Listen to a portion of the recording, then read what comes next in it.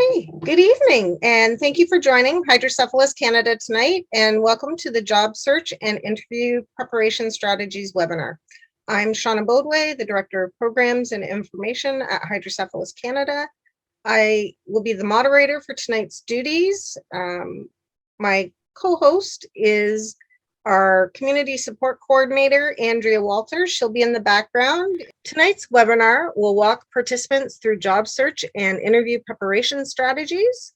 The goal is for participants to be able to identify 3 online resources to search for jobs, update their resume based on a job description, and understand how to describe their unique values during the interview process. So tonight, our presenter is Suzanne Huggins. Ms. Huggins is a communications, change management, and learning and development leader with experience managing new technology, wealth management, and human resources projects in Canada's Big 5 banks. She holds a Bachelor of Journalism from Carleton University and postgraduate certificates in Information Systems Management, Canadian Securities, Corporate Communications, and Organizational Change Management. Suzanne is currently the Instant Communications Manager for Scotiabank Global Technology Services. Welcome, Suzanne. Unfortunately, Suzanne's camera is not working tonight, so you will just hear her voice as she runs you through the slides that she's prepared. Okay, have a great session, everyone. Let's get started. Shauna, thank you for that warm welcome. And Andrea, thanks so much for your support in putting this webinar together. Good evening, everyone, and thank you for joining. As Shauna said, my name is Suzanne Huggins.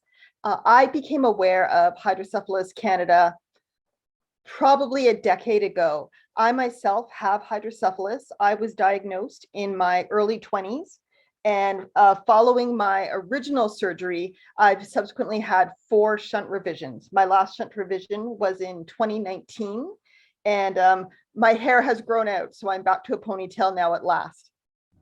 I appreciate you all joining, and I hope that this content is useful for you. If you could, please save questions to the end, although I will be checking along the way after certain large pieces of content are delivered to see if there are any comments or questions at that moment as well. An introduction about me. I'm a monster Blue Jay fan. I'm a huge fan of baseball. And as a co-op student, when I was completing my certificate in corporate communications, I got to do my placement with a small public relations agency who had the Blue Jays contract that summer. So it was legit. And I actually got to take meetings or attend meetings at Skydome. So that was very exciting. I have worked at all of Canada's Big 5 banks as either an employee or as a independent consultant.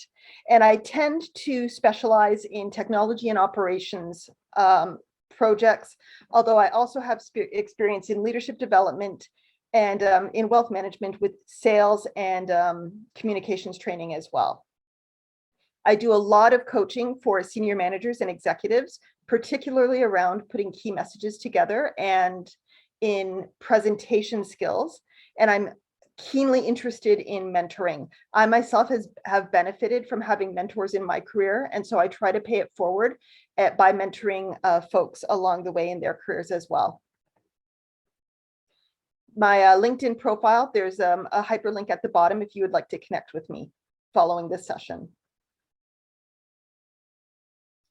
What we're going to look at tonight is a little bit about preparing for your job search, whether you're just entering that process or if you're in the middle of searching for a job, focusing on what your skill set is and what you really want to do, because that will help you tailor and focus your energies and your efforts on searching. We're going to look at some of the resources that are available to find a job, and we're also going to walk through a little bit of an online job search. I'm going to use Workopolis tonight, but we'll also touch upon some of the other job search engines that are available online. And then, of course, time for questions. The first thing to do when you're thinking about either entering the workforce or switching careers or finding a new job is determining what type of work you really enjoy, because focusing your efforts on finding a job that you will enjoy will benefit you, but it will also come across in your effort, in your informational interviews, in your conversations and chats with colleagues and friends about what you'd like to do in your next role, and it will come across in any job interview. If you yourself feel good about the job that you're interviewing for, and you're interviewing for something that you enjoy, it will reflect well upon you, and that warmth will come through in the conversation. You should also consider what type of work you have done in the past, because this is knowledge and experience that you will be able to leverage during your job search as well as during the interview. And it will also help you to build your resume or your curriculum vitae. And then lastly, be able to describe the type of work that you're seeking. I don't know how many times, coming up through school and then in my career, and even, my kids now, well, what do you want to do? And what do you want to be when you grow up? Or what do you want to be?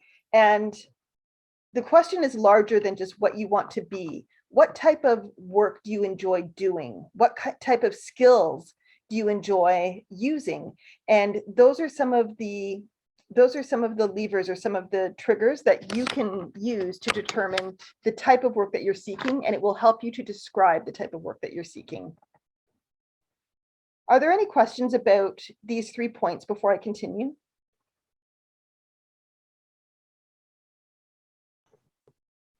I don't see any, Suzanne, so I think you're good to go. Terrific. Thanks so much. You're welcome.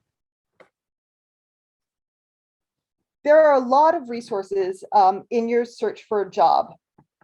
And through the course of my career, I've gotten jobs, or I've gotten leads for jobs from all of these different resources. And sometimes things come out of left field and opportunities come out of left field, and you have to be ready to sort of recognize that, oh, this is an opportunity. I wasn't expecting it, but maybe I'll go for it. Certainly within your friend group or within your professional network of past coworkers, you'll have contacts who may be able to put you in touch with a lead for a job. And these are also some of the folks who will know you best. They'll know what makes you happy. They'll know what your strengths are, and they will have your best interests at heart. So friends and past coworkers are terrific ways to sort of get a lead or to find a new job. Depending on where you are in sort of your life flow, teachers, whether you've maintained contact with teachers through different levels of school, or fellow students, will also be people through their own friend groups and through their own networks. They'll be able to put you in touch or give you leads for jobs as well, depending on who they know, as well as what other organizations or what other offices or companies they're familiar with. The places you visit, this is a little bit of a one-off, and it can be a bit serendipitous, a little bit coincidental, but you never know what's going to come up. So, whether it's you're going to your doctor's office and perhaps they're looking for a receptionist, or you're going to your local grocery store or Shoppers Drug Mart, and they've either got a sign posted, or you're just chatting with the checkout person about their need for new employees. I live in Ajax, and we just had an enormous Amazon facility open up, I guess towards the end of last year, the beginning of this year. So depending on where you live and just in your daily interactions of the offices you go to, the stores that you go to, the services that you use, you can also find jobs there and opportunities. And not all jobs may be posted. Not every job is posted on an online board or on a sort of for hire type of sign. Just having those conversations will open up those opportunities to you. And then lastly, and we're going to spend some time on this tonight, there are a number of online job sites where you can search for jobs.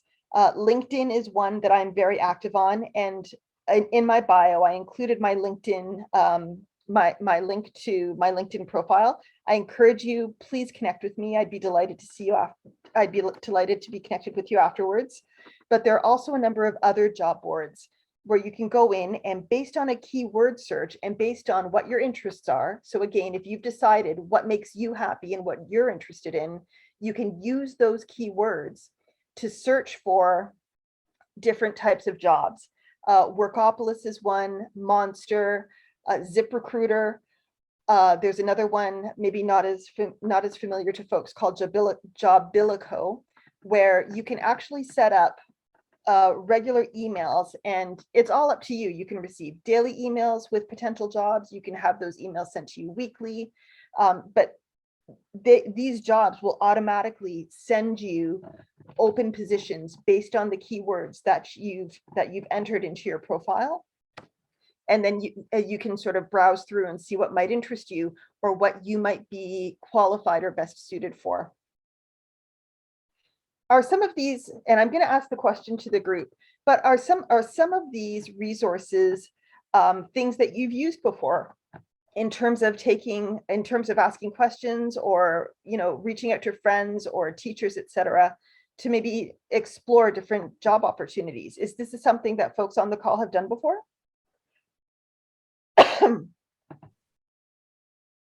So you can answer Suzanne's question in the chat, and we will look for your answers. Thank you.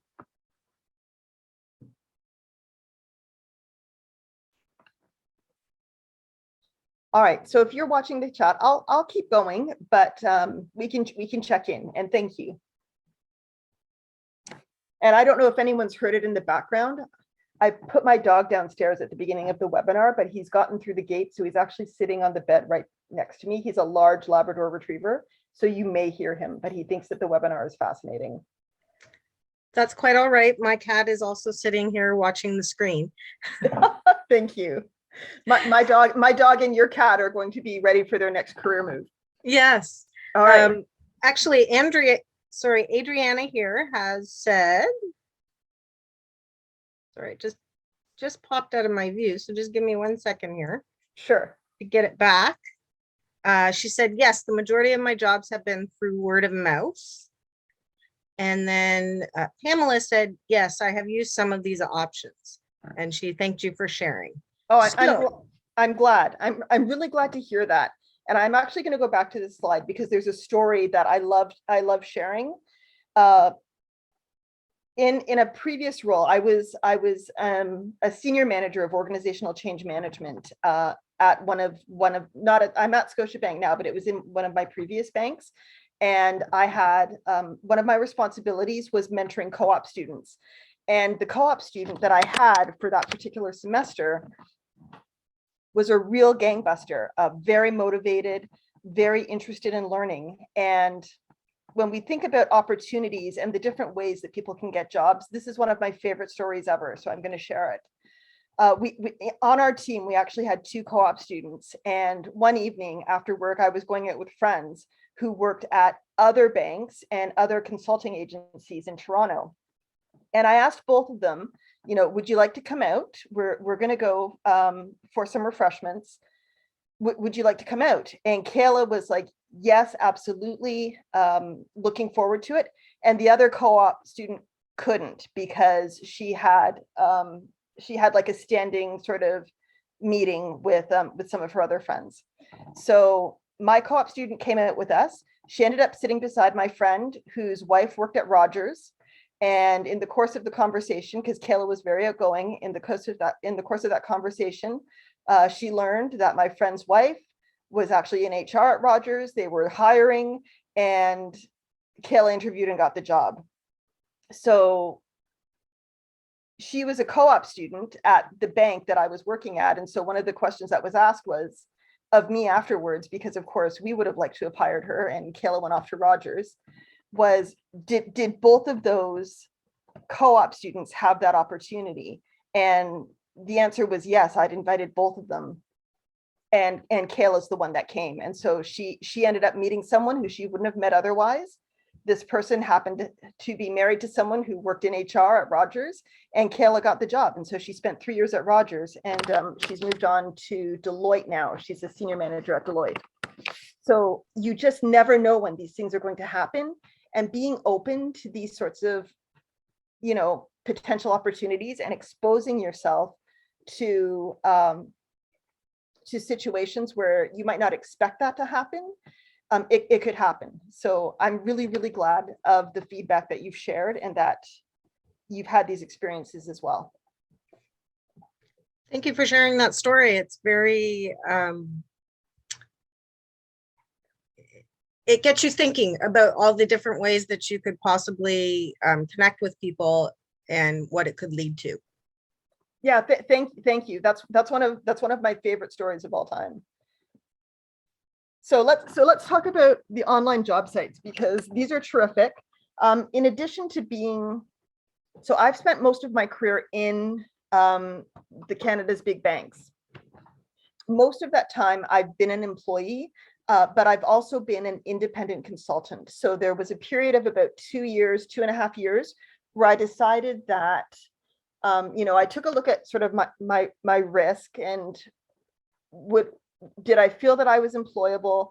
Would I benefit from being an independent contractor? What would I learn? And I decided, yes, that's what I'm going to do. So, I had a conversation with my family, and I quit my full-time job, and I became an independent contractor for just over 2 years. And I learned so much about myself, about managing my time, about running a small business, but that's the conversation for another time. While I was an independent contractor, there was always sort of what my contract was, the length of my contract, and then what my next job would be. These are the resources on the left-hand side that I used the most. LinkedIn was huge for me. I still visit LinkedIn every day because I have a large professional network of folks that I've worked with over, the course of my career, over the 2 decades of my career. But many of these other job boards, and actually, you know what? I don't have Workopolis on there. I need to add Workopolis.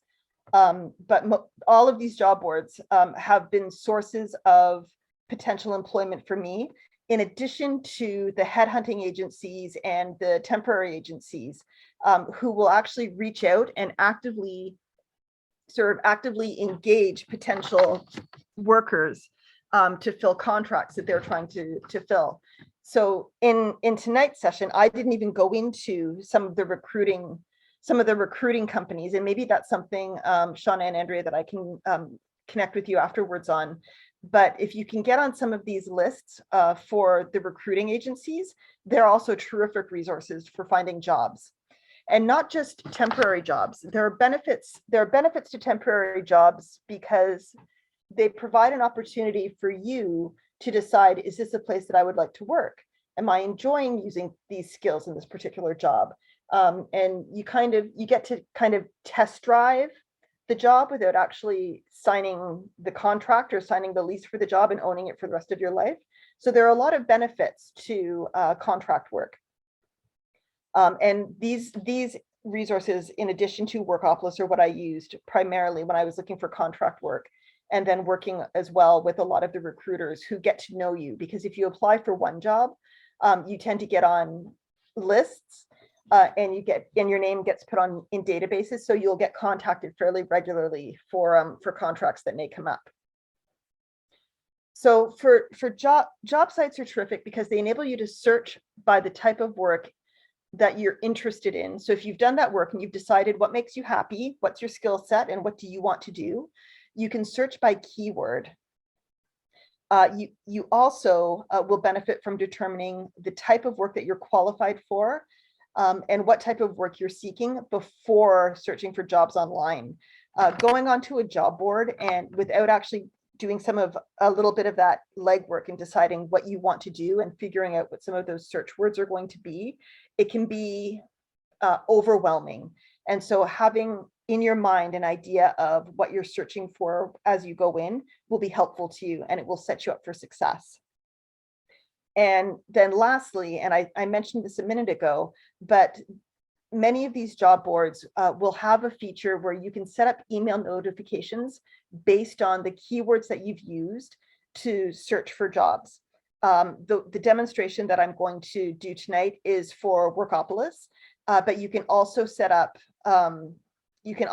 keyword searches where the job board will sort of auto forward you potential fits. And in the past, I've set them up for Monster, for ZipRecruiter, and Jobilico, as well as Indeed. LinkedIn, because I'm in there fairly often, I have my profile set up, and I kind of in LinkedIn, there's sort of a feed that will actually, while you're in the facility, they'll show you kind of what the jobs are that might interest you. So that's a little bit different. But Indeed, Jobilico, ZipRecruiter, and Monster, they all have the email forward features. I'm sure that this information is not new, probably to many of you, but it's worth considering, because something that I found, even because my background is, it's three things really. It's training, it's communications, and it's organizational change management. There was one, while I was preparing for tonight's session, there was one job board, even though I'm in full-time work now, I still get the emails, because I kind of like to see what's going on in the industry. I had one job board that was still set up for my training, my learning and development profile, when really my heavy focus is in communications and in organizational change. So something that preparing for tonight's session did was prompt me to change my search criteria from learning and development to communications and organizational change. But that's very specific to me and what my skill set is. You will use different keywords based on what you enjoy doing and the type of work that you're seeking. So what I thought I would do is run through a bit of a keyword job search for Workopolis. Now,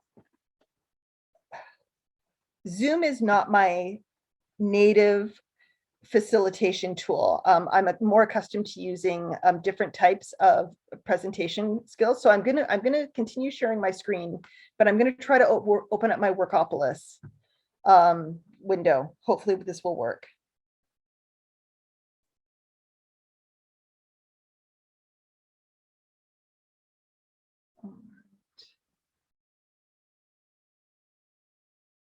There we go.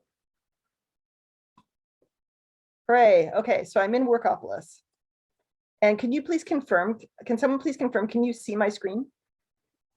Yes, we can see it. Okay, terrific. All right, so I've already signed into Workopolis.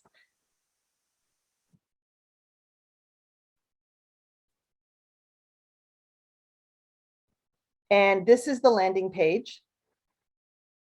Now, the keywords that I would search for are usually something, I will search for communications manager or communications consultant or organizational change management. Those are the keywords that I'll search for.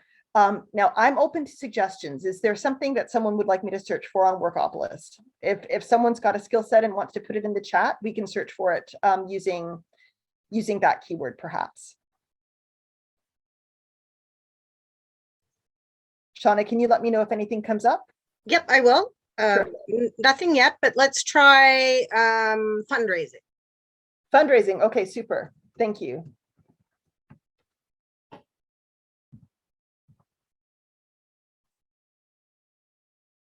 And we're going to stick with Toronto. All right, so here we go. So the search has returned, and they've listed what some of these potential positions are based on relevant. If you click on newest, it will list the jobs based on which jobs are the freshest. So which jobs have been posted most recently. And based on what you see on the left-hand side, you can scroll down.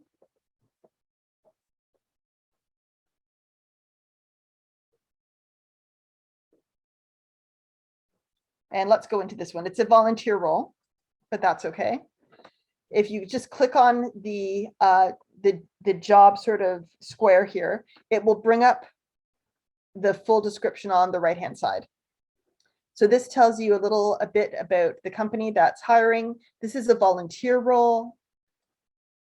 The skills that they're looking for are communication, time management. You also have to have some Microsoft Office background. And it tells you a little bit about the organization. It's a remote agency, so that's something that's very popular, of course, since many of us have been working remotely since the start of the pandemic. It'll tell you your responsibilities and duties, skills and qualifications. So now, and if what I'm interested in is looking at the job description. So I'm interested in what are some of the characteristics that they're looking for a candidate. So I'm seeing high level of customer service, online events, experience with donor stewardship, which would be working with donors, supporting sponsorship recognition. And there's that word stewardship again. And what I'm looking for in this description of the responsibilities and duties are keywords that I would want to include in my cover letter and in my resume. So based on, if I'm really keen on this role, and absolutely this is something that I want to apply for, what I will do is go into my resume and work some of these keywords into my existing experience. So it has to be true. Like you can never fudge your resume, but if you have experience or skills that align to what these roles and responsibilities are, you can ensure that your resume gets picked up by the recruiter or by any sort of software the recruiter might be using in searching for these keywords. If they appear in your resume, there's a higher degree of likelihood that you will be contacted for an interview. So again, this is an example of Workopolis. I found it handy when I was a contractor. I found it handy in finding temporary roles in contract roles. And that, in addition to working with recruiters, was very helpful. And the lovely thing is that when you update your resume and you post it on some of these job boards, whether it's Workopolis or Monster or ZipRecruiter, or the recruiters are constantly searching, and LinkedIn is another big one. The recruiters whose job it is to fill roles in organizations, whether they're full-time or part-time or temporary roles, they're constantly searching these job boards for qualified candidates. They're doing the keyword search, and by you having your profile sort of completed on the job boards and having your resume or your curriculum vitae posted on the job board as well, it's not just you looking for your next job. You will also then have folks who are looking to fill jobs searching for you. They don't know that you're out there yet, but eventually that keyword search is going to match up and they'll start contacting you as well. And once you are contacted by a recruiter, your CV, your resume will wind up in their database, or so that you will be contacted for future opportunities as well. So I've been now at Scotiabank in a full-time role for 2.5 years. And when I joined Scotiabank, back as an employee, full-time permanent, I sort of closed down, or I thought that I'd closed down my profile on a number of these job boards. So I indicated I'm not searching for work. I stopped my job notifications for some of them. I turned off the little signal on LinkedIn that says looking for work. But because my resume from 2.5, 3 years ago is still in databases, I'm still contacted weekly by different recruiters in these organizations who are looking to fill 6-month or 12-month contracts based on the keywords and the skill set that I've indicated that I have. So there's so many benefits to, if you're looking for a job, or whether you're re-entering the workforce or you're interested in changing your job, there's so many benefits to getting your resume out and having your profile built up on the job boards. Does anyone have any questions about job boards or having your profile public when it comes to Workopolis, Monster, LinkedIn, etc.? I have a question about the job boards. How do you find them and how do you post on them? Okay, sure. Okay, so haha.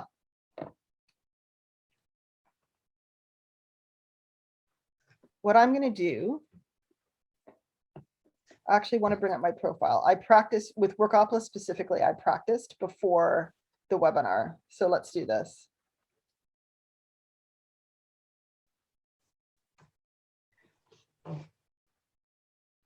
All right, maybe not Workopolis. I've got Monster here too.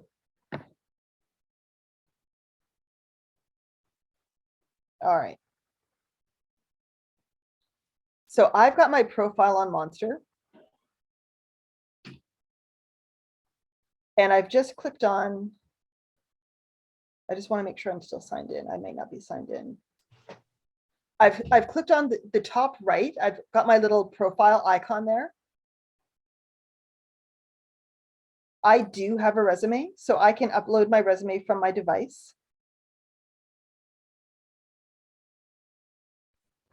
And this is sort of an assortment, and you can see here based on, the type of job that I'm looking for.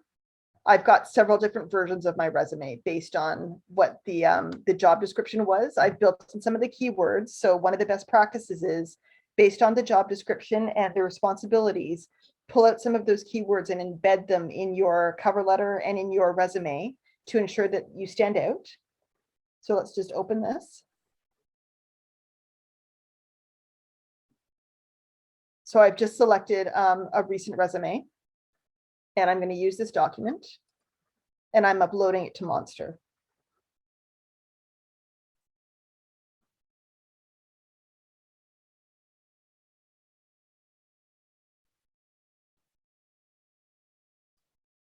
And it's uploaded, and what it'll do is it will show some of the information on here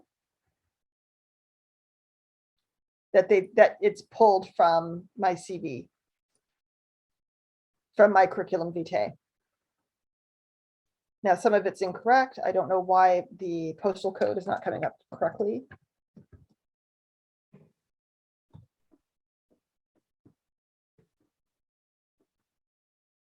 And right now I've got not visible to employers. Now I'm going to leave it as this because I'm not actually looking for a job at the moment.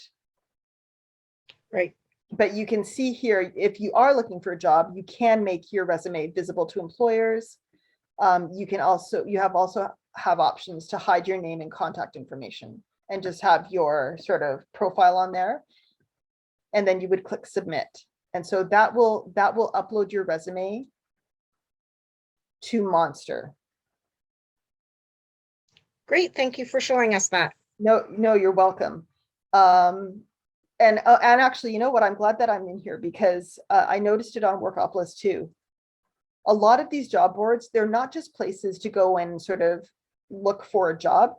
You can see here, Monster has a number of different resources based on what your need is. So 9 phrases you should never put on your resume, organizational skills for your resume, how to deal with job uncertainty.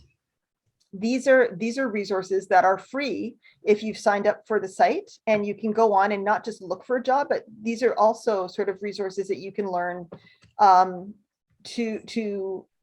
in other components of finding a job. So I think this is one I'll probably revisit after this webinar. 9 phrases you should never put on your resume.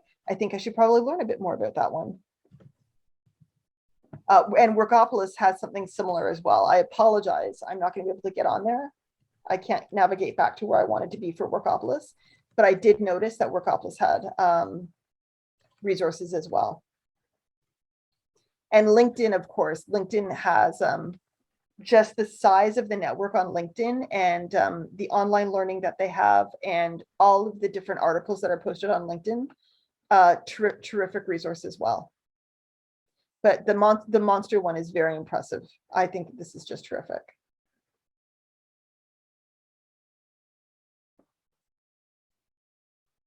So now you've gone into a job board, and like let's follow this flow a little bit. You've gone into a job board, you've conducted a search based on what your interests were with some of your keywords, and now you've decided that you want to apply to a job. Suzanne, there you go. Thanks. Right, I was just going to tell you weren't in the full screen. There you go. go. Thank you. And so you've decided you want to apply for one of the jobs that you found on a job board. So this is work. Like, there's no question. Looking for a job is work. And one of those tedious pieces that I recommend that you do every single time you apply to a new job is create a fresh cover letter. So it's okay to use, this is I'm Suzanne Huggins. Thank you for reading my resume. This is why I think I'd be a great fit for this position. Some of that language or some of those words that you use in your cover letter will be similar every time you apply for a job, but always try to tailor your cover letter, again, based on the job application, ensuring that those keywords are embedded into your cover letter to ensure that they will be picked up. Also ensure that the keywords based on the job description are in your resume and that they appear somewhere in your experience. Your work and your work experience and your education should align to the job description. Because my background is communications, training, and change management, those are the types of jobs that I apply for. I probably would not be successful if I decided I wanted to switch careers and I wanted to be a forensic accountant. I could do my very best, and I'm certainly a very nice person, but I'm absolutely not qualified to be a forensic accountant. So my work experience and education would not align to that role. I also include on my CV, and I encourage everyone to do the same, is include the courses and certificates in the education section of your resume. So at the top of this presentation, you saw the courses that I had taken, my degree and my postgraduate stuff. All of that is included in my education session. I also belong to a professional association. So because I'm in communications, I belong to an organization called the Independent Association of Business Communicators, IABC. So I've also got, because I've attended the annual they have like a global conference yearly. Because I've attended that for several years, I've also included the year that I've attended that conference. It just indicates that I am a lifelong learner, and that, yes, I graduated university some time ago, but I've continued to build on my capability and my skills. And so that reflects well on you. And education doesn't necessarily have to be, oh, I got a certificate, or, oh, I got a degree. It can be, a one-off course that you take. For a number of years, I maintained my certification in first aid and CPR. And so I also had that on my resume. It's valid, and it indicates to the recruiter or to the hiring manager that you're a lifelong learner and that you're engaged. And also, when it comes to work experience, absolutely include volunteer work experience on your resume. It's very relevant, and it demonstrates not only your initiative in building out your network, in using your skill set, it also demonstrates that you're engaged in the world. Volunteer work is an indication of someone who is engaged in the world outside of perhaps their own cares and their own bubble. So now the last section, and we thought that maybe we could touch upon this if there's time. I unfortunately do not have a clock in front of me. How are we doing for time, Shauna? We have about 20 minutes left. Okay, terrific. The last section of the resume that I wanted to touch upon, and I'm so glad we have time for this, is the top of your resume. This is the introduction of you. Now, a resume is broken down into sections. You've got depending on where you are in your life and your level of experience. If you're fresh out of school, you may have your education at the top of your resume. If you are a more seasoned employee or a more seasoned professional, you will probably begin with your experience and then go down into the other areas that you'd like to feature on your resume. Now, at the top of your resume, particularly if you are interested in finding a specific type of job, or you really want to feature your skill set and the value that you'll bring to a new job, you can just add like a 1 or 2 liner describing the job that you're looking for. Now, this sentence, I pulled it directly out of one of my recent resumes. I was applying for a senior communications role, and this is what I included just at the top of my resume. So, a results-driven senior communications leader with repeated success delivering large communications programs to realize business objectives. I gave this a shot because I wanted them to understand this is who I am, and this is what I use communications to do to realize business objectives. And, I'm sure in other industries, they talk about business objectives and outcomes as well. In banking, it's huge. Aligning your work to organizational objectives and business objectives, it's important. And as a communications person, I wanted the hiring manager to know that this is something I have a good deal of experience doing. So something when you're preparing your resume, after you've done the legwork of deciding what you want to do, searching for the job based on keywords, putting your resume together based on wherever you are in your life or in sort of your career cycle, putting your resume together, whether it's education up at the top, if you're straight out of school, or if you're more experienced and you've got your professional experience in your CV at the top. This is like a 1 or 2 line statement that indicates this is who I am, this is what I'm looking for. I kind of think of this statement as being the "you'd be crazy not to hire me" statement. Now, it doesn't always work out that way, and absolutely, there are many more jobs that I haven't gotten than those that I have, particularly when I was an independent. But this is the statement that lets the hiring manager know this is who I am. And just as I was speaking, I thought of something. This was a tactic that I used when I was a contractor. I would be in a role, like I would have maybe my 6-month or my 12-month contract going, and I would often be contacted at this point by other recruiters because my name had been out on the job board enough, and they're not shy. Like, it doesn't matter if you're in a job. If there's a recruiter who's looking for like a 6 or 12-month contract, they'll contact you. But what I would do is I kept a separate, just like a plain Microsoft Word document, and it was just a running list of jobs I'd applied for or companies where I'd submitted my resume. So I'd include like the name of the company, the title of the role and the job description, and then the date that I'd submitted it. This was helpful for me just to kind of keep track of who had my resume and where I was applying to, and maybe also if the possibility was there, if I happen to have a contact, who I should follow up with as well.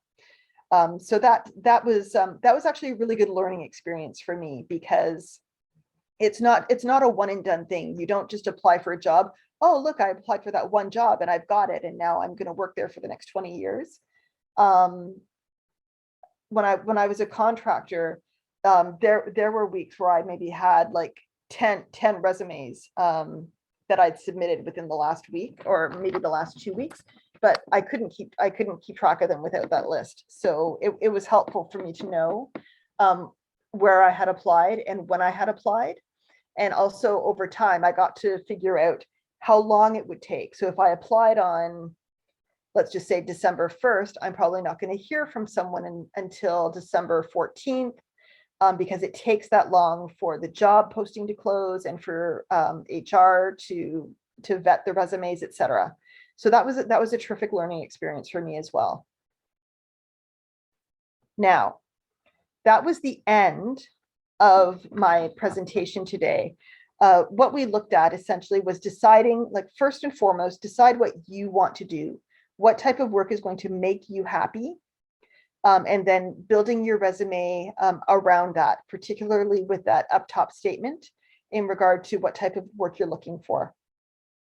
Be aware of all the resources to help you find a job. So today we did focus on job boards because they are such a huge part of a job search, but there are also many other ways to find a job, the invisible job market, so to speak, through friends, through family, through the places that you already visit. And you just never know when that opportunity is going to present itself.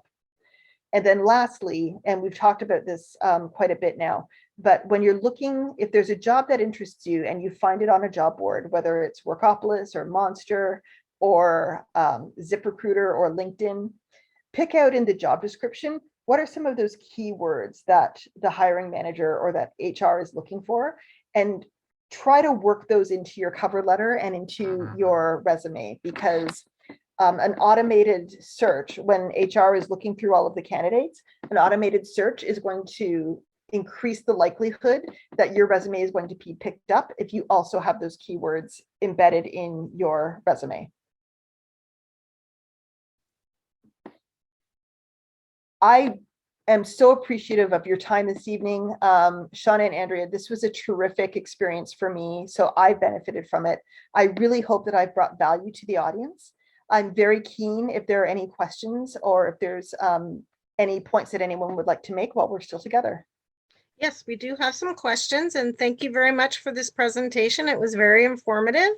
I'm an old dog as well, and I think I learned some new tricks myself if I was to move to a different job, but probably not, because I like where I am. So the first question was from Adriana, and she just wanted to know if you could explain ZipRecruiter a little bit more, because she can't seem to navigate how to post her resume. It only shows her as an employer looking for recruits hire. Okay, so this is going to be, oh boy, we're improvising now. All right, let's go here. ZipRecruiter's a funny one for me because I'm on a distribution list. So back when I was a contractor and I was independent, my resume is on ZipRecruiter, and I do get regular emails from them, but I haven't actually been on ZipRecruiter for some time.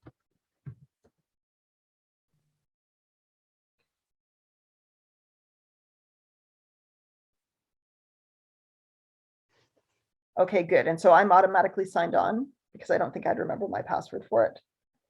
So they've got me on here as a communications manager at Scotiabank. Yep, that's me. And so Adriana, where are you running into the barrier here? Like, where's the hurdle? Because I want to make sure that I help you, that I try to help you as best I can.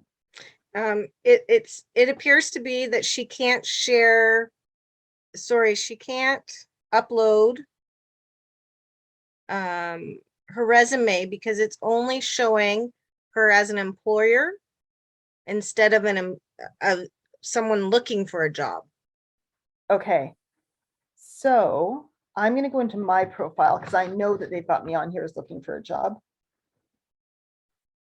Get out of there.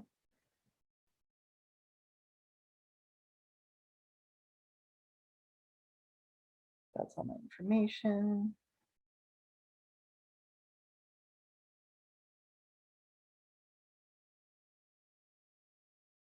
Here's my work.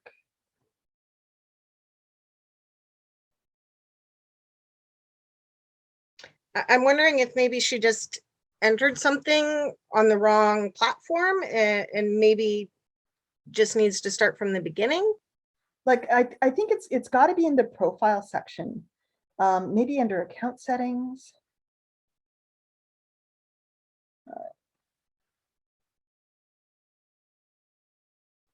Activity, download information. All right, I apologize. I don't seem to be able to find it. I would bet though that it's in, I would bet it's somewhere in profile. So okay, well, we can do a little bit of research for that and try and answer that question. We did have two questions that came in with registration, and one was, how does one overcome the stigma employers have about hiring persons with disabilities? Can you answer that, or would you prefer that? Well, I can share my experience, but I think that Shauna, you may also have something to add to this as well. Okay, great. All right. So I mentioned at the top of the session that I was not diagnosed with hydrocephalus until I was in my early 20s.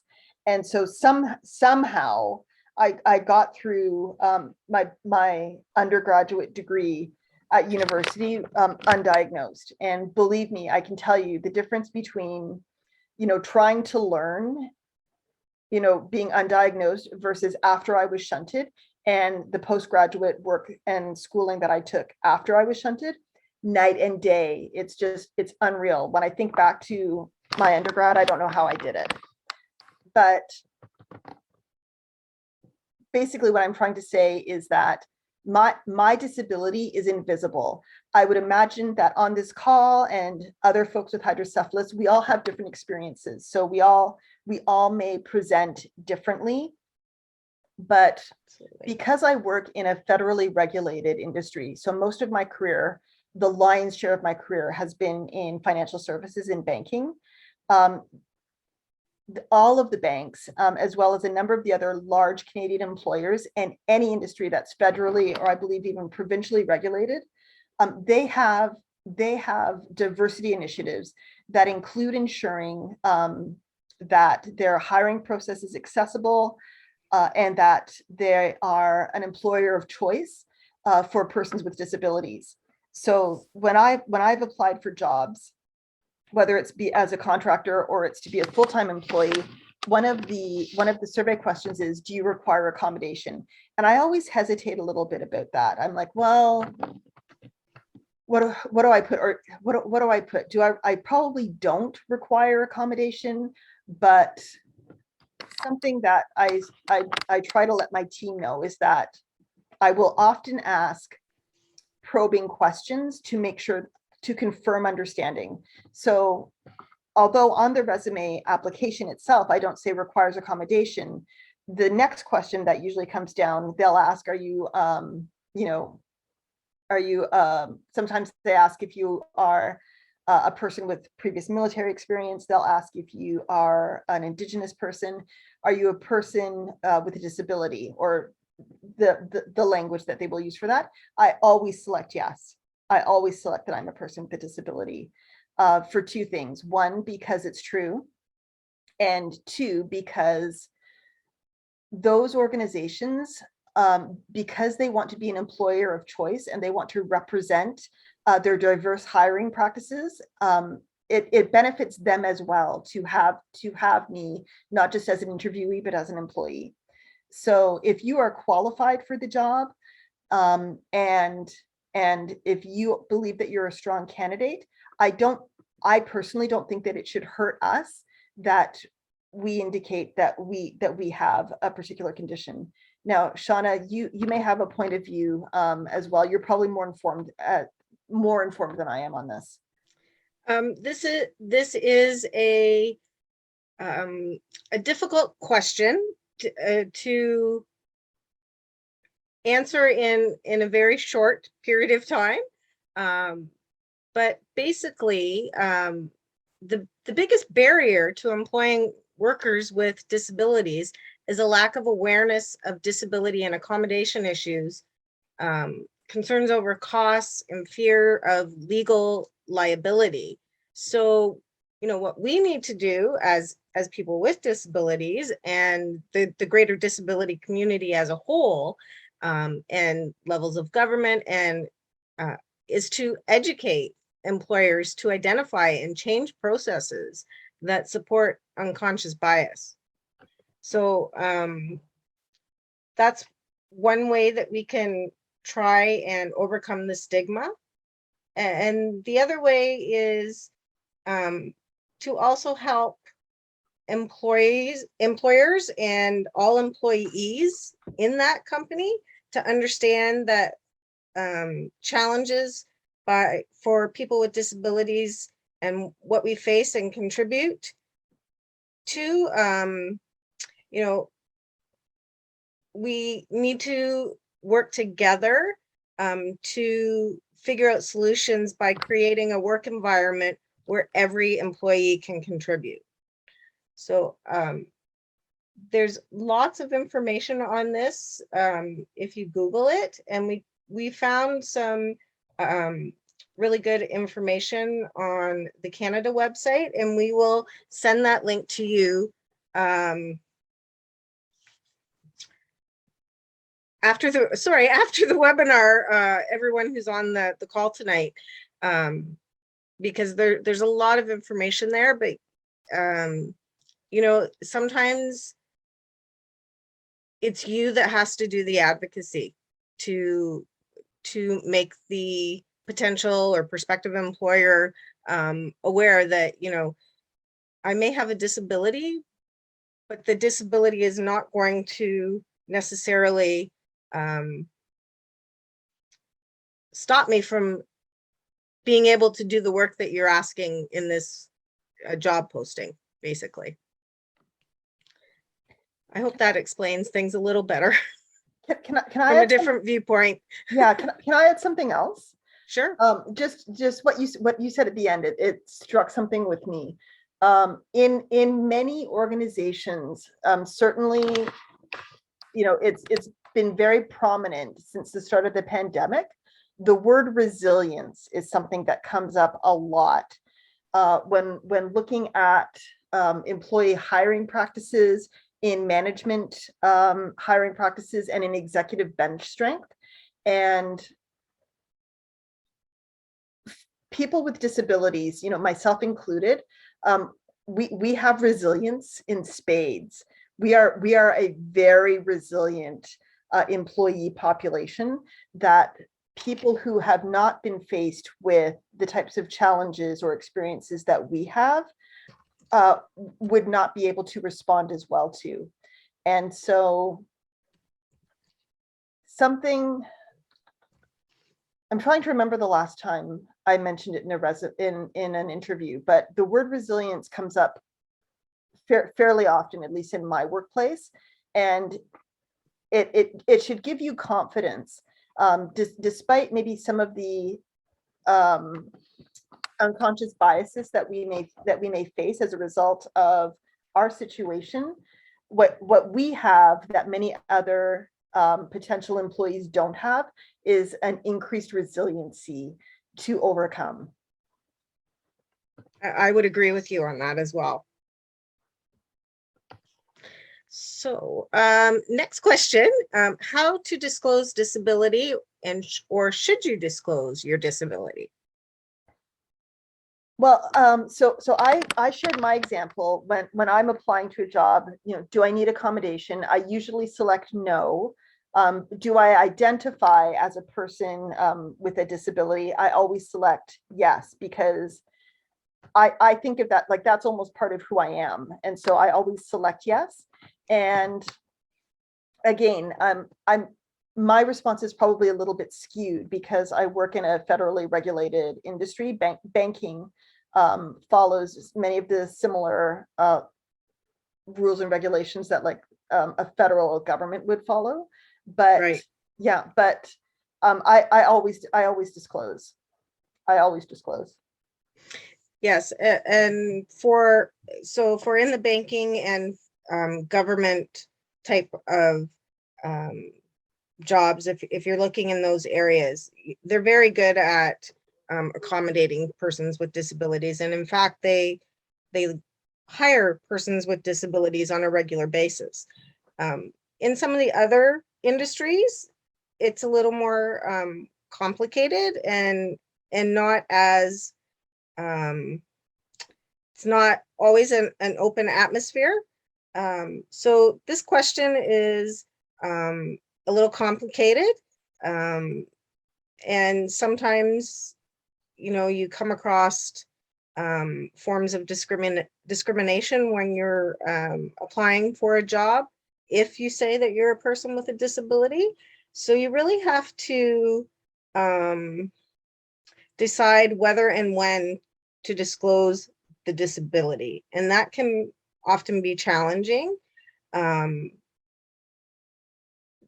Disclosure during the interview process can open up a world of support, or it can reveal an atmosphere in which you maybe wouldn't feel comfortable working in. So it's really up to you and how you approach disclosing your disability. Some of us don't have a hidden disability. It's out there, and it's it's visible when you walk in the door, but that doesn't mean that you have to talk about it in the interview. It's totally up to you whether you discuss it, because the potential employer cannot ask you directly, why do you walk with a cane, or why do you use a wheelchair? So a good practice sometimes is, before disclosing in the workplace, come up with a list of answers to questions that might come up regarding, duties that you don't feel comfortable performing, or, might not be capable of performing physically if that's the situation. But come up with solutions that will allow you to do the job that you are interviewing for.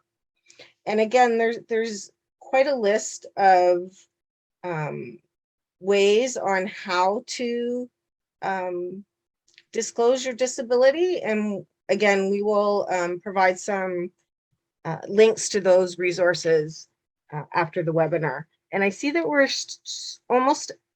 we're over 5 minutes of time, but we have a couple more questions. Suzanne, if you can stay around for maybe 5 more minutes, I think we can get through every question. Yeah, I'm glad. I hope that I can be helpful. Okay, and what was the next question, Andrea? Oh, the next question is from Jason. Did you go through test anxiety in school?